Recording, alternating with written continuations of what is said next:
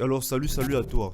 Dans cette vidéo, on va voir un simple workflow qui va te permettre d'accélérer dans ta cadence de travail. Là, on va créer la séquence. On s'est dit là, c'est la barre de séquence, n'est-ce pas?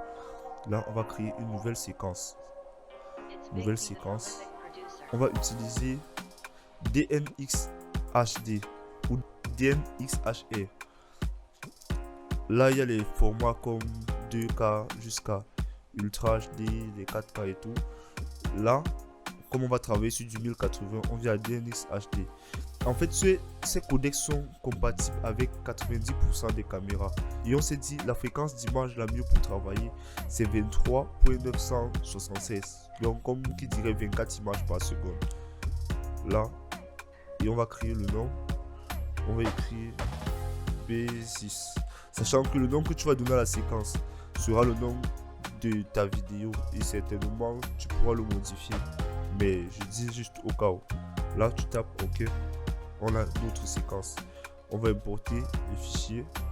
J'ai déjà mes séquences qui sont, tu peux importer un fichier, tu peux importer un dossier, tu peux importer des images soit en une soit en un dossier selon ton bon vouloir, selon ta fréquence de travail en fait.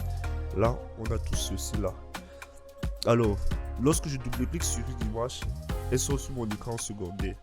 Sur mon écran secondaire, je peux déjà voir le shot, la prise que j'ai faite. Je peux la voir. Je peux déjà mesurer où est-ce que je veux enlever. En fait, ici que tu regardes, lorsque tu vois directement ce qui t'intéresse.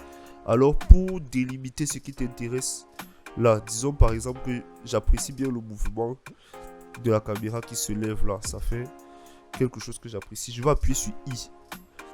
Il va mettre le début, une borne pour le début, et là où le mouvement s'arrête, j'appuie sur O.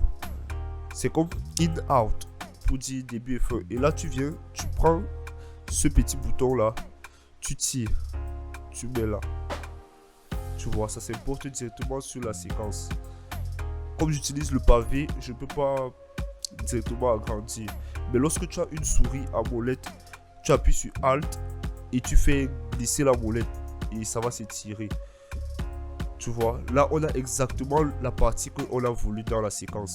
Tu fais la même chose là, tu fais la même chose, regarde, disons là, je veux à partir d'ici, tac, tac, tac.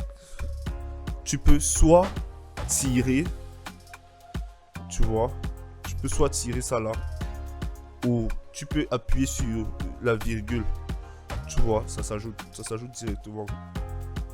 La virgule c'est ça, insère, ça s'insère directement dans la séquence. Disons, tu fais la même chose pour l'autre, tu fais la même chose pour l'autre,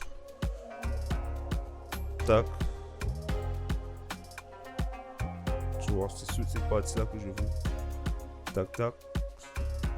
Je l'importe où j'appuie sur la virgule.